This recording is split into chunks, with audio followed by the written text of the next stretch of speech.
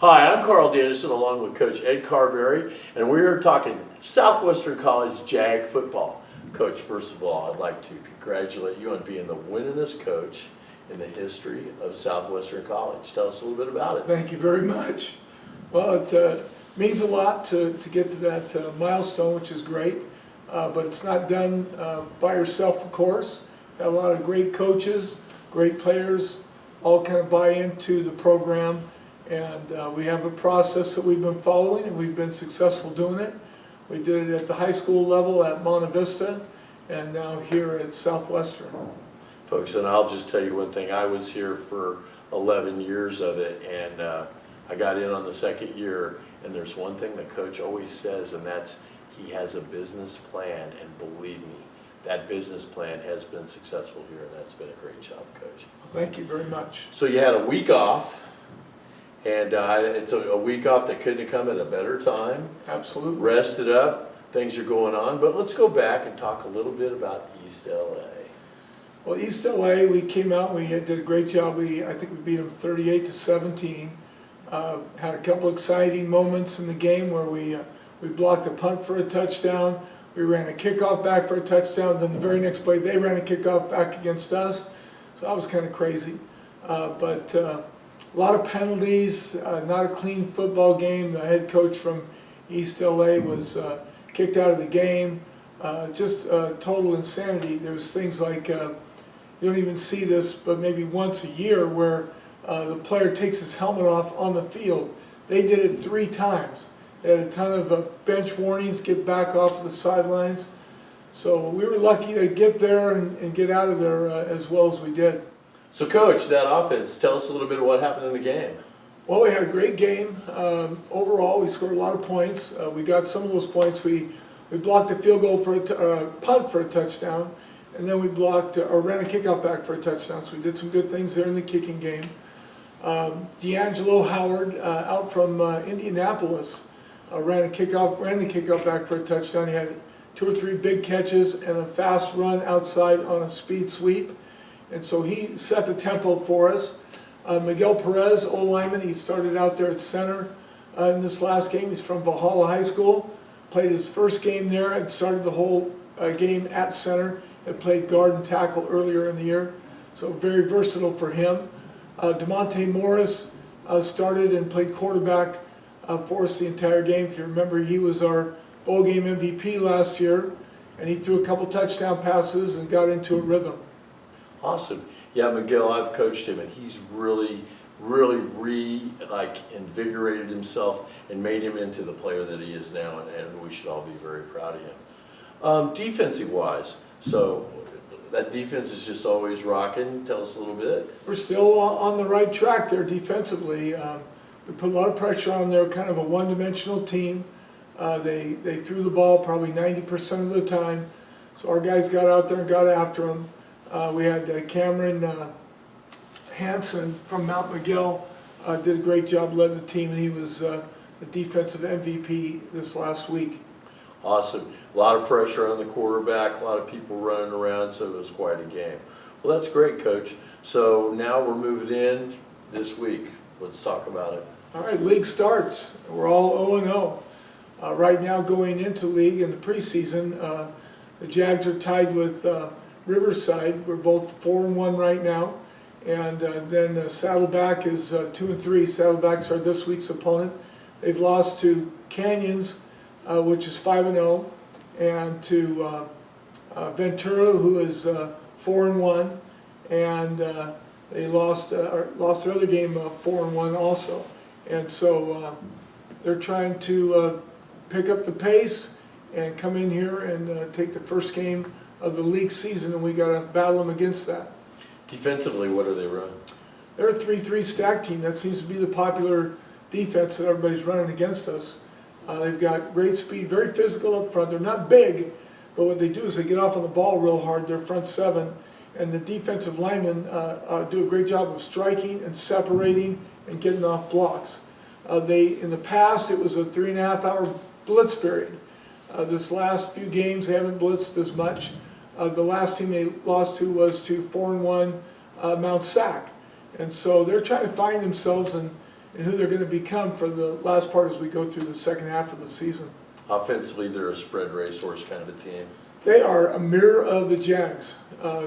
Get off on the ball, get out there, try to spread the field. They play their receivers super wide. The quarterback has had trouble with accuracy the last couple of games, but against Mount Sac, he appears to clean that up, and they're doing a good job here in this last game. Awesome, Coach. We'll be right back after this. Retro Sports is your complete sports outfitter for San Diego County.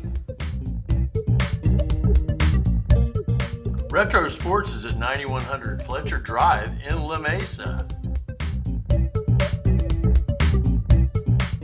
Whether you're looking for sporting gear or maybe a Letterman jacket for your high school athlete, or looking to outfit your sports team,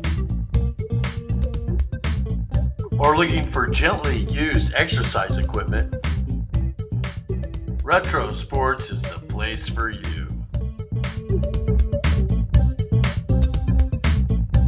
And we got plenty of items for those little leaguers. Come on out, check us out, and see what we got at Retro Sports.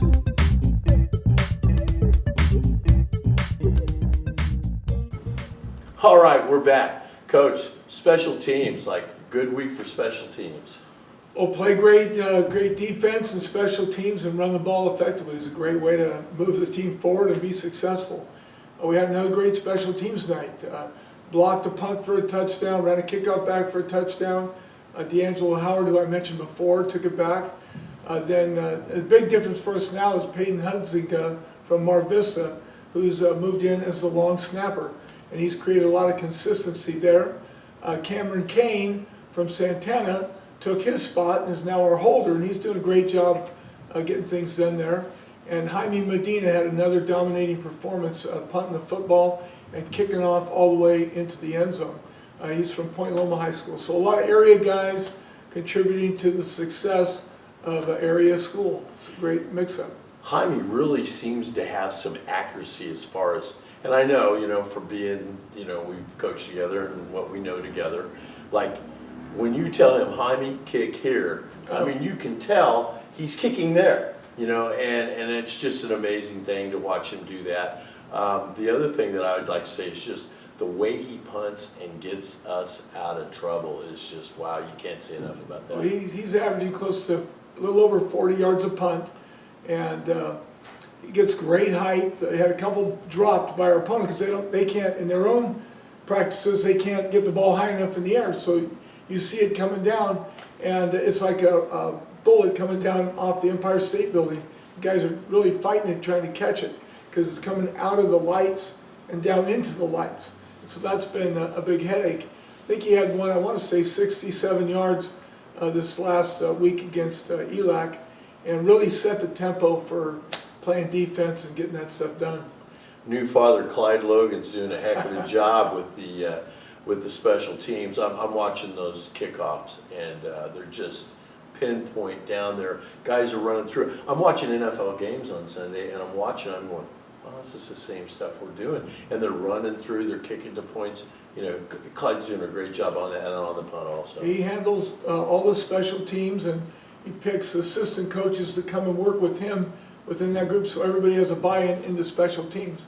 But yeah, he became a father. Zion Logan is a young son, just born last week, so they're real excited, and of course moving on that one.